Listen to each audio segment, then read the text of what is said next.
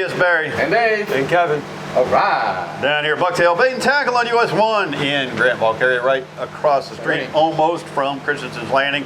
This is the #1 place to get all your fishing needs, from live bait to terminal tackle to fishing rods, reels, custom rods, bait buckets. I mean, you name it, they've got it down here.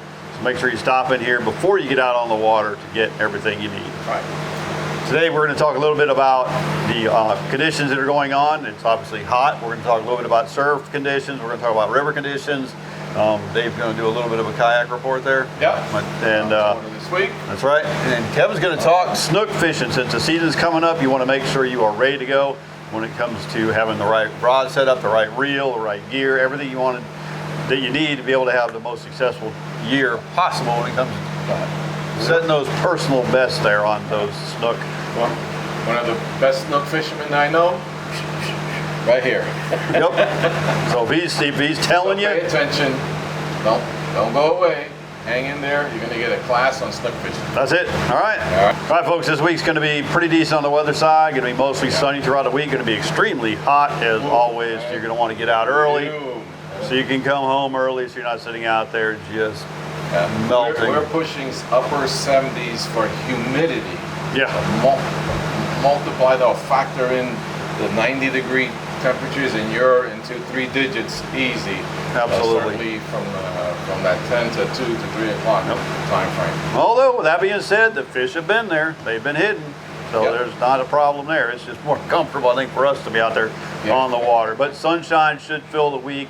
Winds are going to be relatively calm, so that I do know should be good for offshore. I'm talking to John, who is out on another venture he's working on right now. So he'll be returning to us here coming up real soon for all your offshore questions you may have.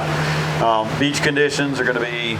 The grass is still there. It's tough to start fishing. You would have to walk down the beach and find those pockets. So it's a little work. You want to cast from the beach. It's doable, still there. I hear the snook are running up and down. Yeah, the snook are still running the trough. They're picking out bait fish and shrimp out of the grass, and you can get around the grass. I've heard being even caught out there. Tarpon, of course, is still around, but it's tough hunting, as I call it. You really got to pick your spot. It's going to be tight, narrow window. Got to get your cast in there, and hopefully you get a hook up. Yeah. Now the other way of doing that is on one of those nice, cool electric bikes, which we're going to have an episode coming up for a short little deal on those electric bikes coming up. Get hold of one of them, you can cover a lot of ground on the beach by doing that. Cast. Really cool. Exactly. So that'll be coming up in a future episodes. So go ahead, make sure you hit the subscribe button so you get notified when that video comes up. These are bad to the bone bikes. So moving on from there, let's move into the river conditions here. River's been good for snapper. I've been doing good on snapper. I know Jake did good on snapper the other day. We're getting sheep's head, we're getting black drum. Got a particular area we've been kind of working there for those, and it's been paying off. Doing real good on those.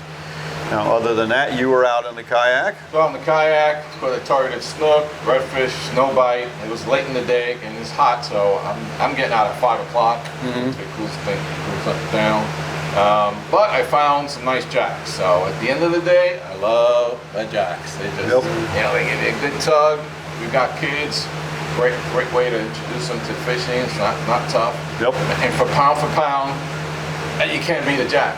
I'm talking guys like this, you would swear you have something much 3-4 times bigger than what's at the end of the hook. And they just fight. A great day to a great fish when the bite is tough to end the day.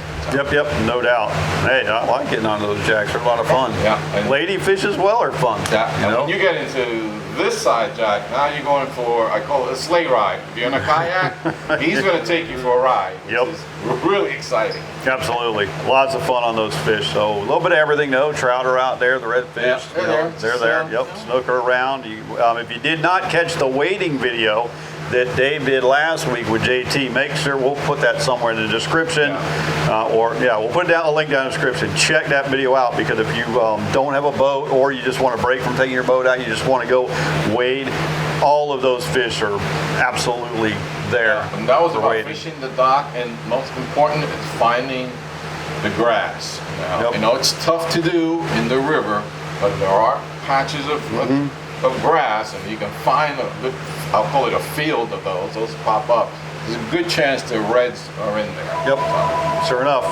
And on that redfish note here, end of the month, right? That's it for When snook season opens, redfish closes in the Indian River Lagoon. right on. Yep, September September 1st. September 1. Yeah. All right, good deal.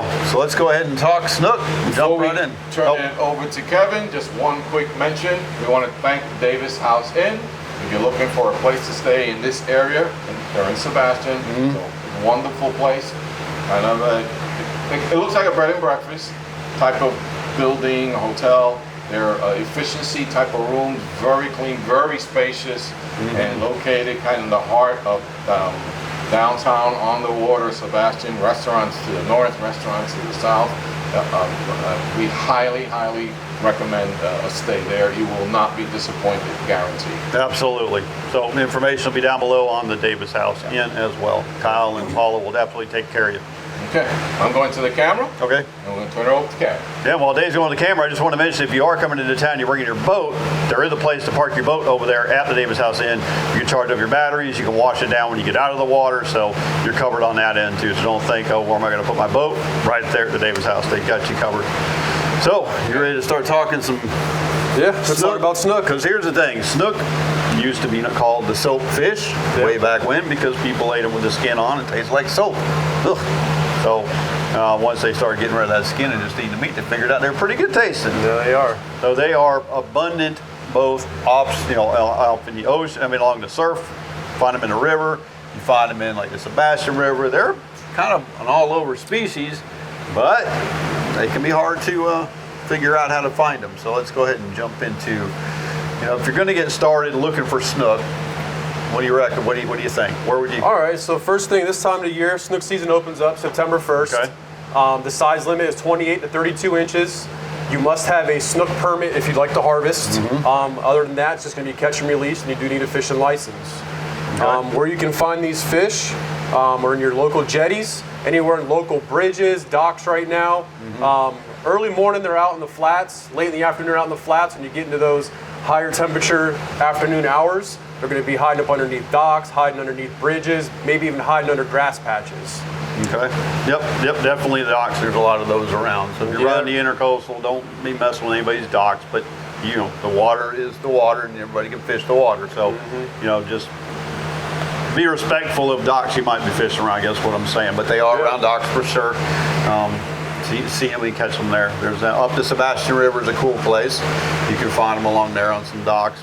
Go back in even further. You can find them all the way back to the C-54. They're one of those fish. They're subtropical fish. The water's warm right now. The salinity's high, so they're everywhere. Yep, exactly. All right, so good bait choices. All right, so we got snook season coming up, where it's going to be into that winter type season. So a lot of these fish are going to be fixated on either bucktails, bigger shrimp, artificial, or live bait. Live bait, they eat pinfish, pigs, the bigger shrimp in the wintertime. Other than that, it's just going to be bottom bouncing with bucktails, grubs, things of that nature.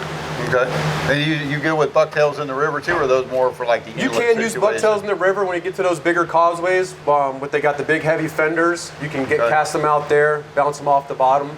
Usually a lot of snook will hold on the bigger bridges. Okay. Not so much in the flats around the docks, kind of where the bigger bridges are, where there's big structure.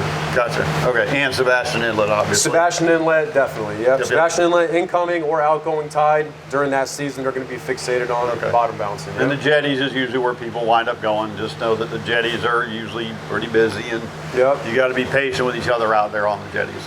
So, all right, now we got our bait choices: live bait again, shrimp, pigfish, pinfish. Yeah, so the live bait is going to be pins, pigs, shrimp. Yep. And what you want to do is you want to equip your tackle with either some circle hooks or some offset SSW needlepoint hooks. What size? So they're going to be getting into some bigger fish. 32 inches is your max slot. I wouldn't go anything lower than like a 3/0 hook. Okay. I'd say maybe a 3 or 4 for your bigger shrimp. If you're going to start using bigger bait fish, anywhere from a 4 to a 5 to even a 6/0 hook. Okay. Heavy leader line.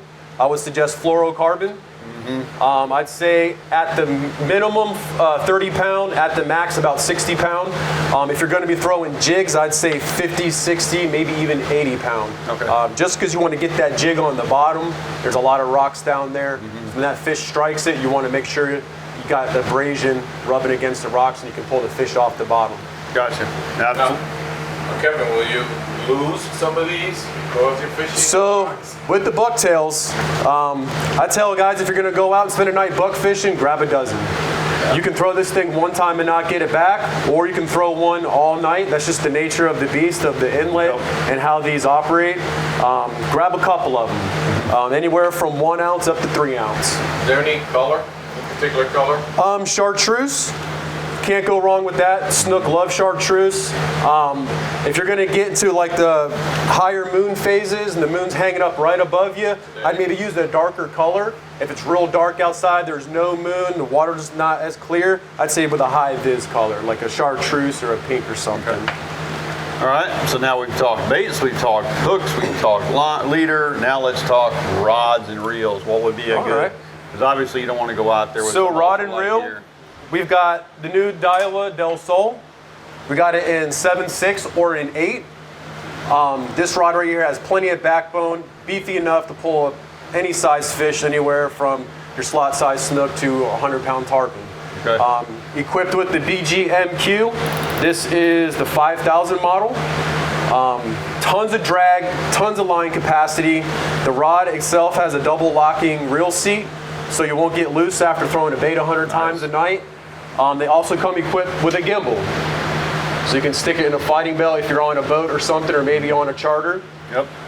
You got your K-guides slanted for you get longer distance casting, all Fujis.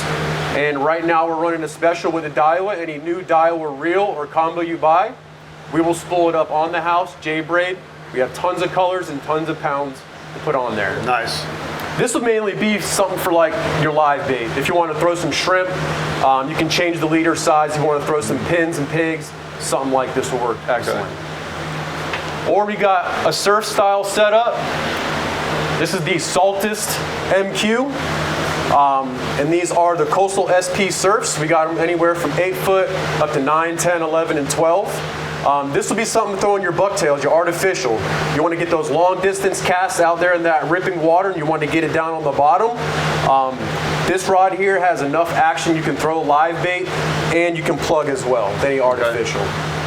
BGMQ, again, tons of line, top quality, stop any fish out there. Right on. Same deal. Pick up that rod and reel, get the. Yeah, same deal. Any Daiwa reel you buy or any Daiwa combo right now until snook season, September 1st, we'll spool it up on the house right here at Bucktail Bait and Tackle. There we go. Very good. So any other suggestions for people that are out there kind of looking? Is there anything that, if they see schools of bait, does that matter? If they see birds, does it matter? Or is that yeah, not so much applied to snook? So if you're out there bait fishing, live bait, kind of match the hatch. Okay. If you're seeing a lot of thread fins out there, or a lot of Mahara, and they're not hitting your shrimp or they're not hitting your store-bought baits, then change it up a little bit. Try to match the hatch. Gotcha. All right, very good. If you guys have any questions whatsoever when it comes to snook fishing, drop a comment below and we'll make sure that we get with Kevin or Dave or I will answer those questions as well. As with anything, if you've got questions about how to catch everything from mangrove snappers to trout to the snook we're talking about, just drop a comment below, let us know. That's what we're here for. If there's something in particular you want us to go out and chase species-wise, let us know. We'll do our best to get out on the water and go catch those fish, give you a rundown on the different methods to do so. So whatever it is that you're after when it comes to watching our channel, to make sure you let us know. That way we can help grow the channel out to be what it is that you guys and gals want it to be. So make sure you hit the subscribe button, like, follow, share, do all those cool things for us. It doesn't cost anything, but it sure helps us out. So, Dave, we got anything else we want to cover here? We are good. Good to go. All right, Kevin, thanks a lot for that little schooling on snook.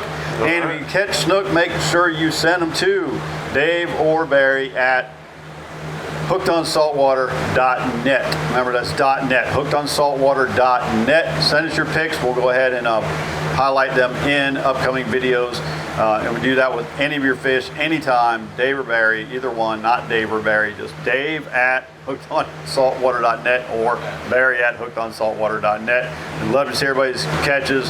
And if you've got a report of your own that you want to submit, hey, send it to us. We'll put it on there and make sure that you get credit for it. We also have a Facebook page. Yep. And we have a Facebook group, which we're just building, Hooked on Saltwater group on Facebook.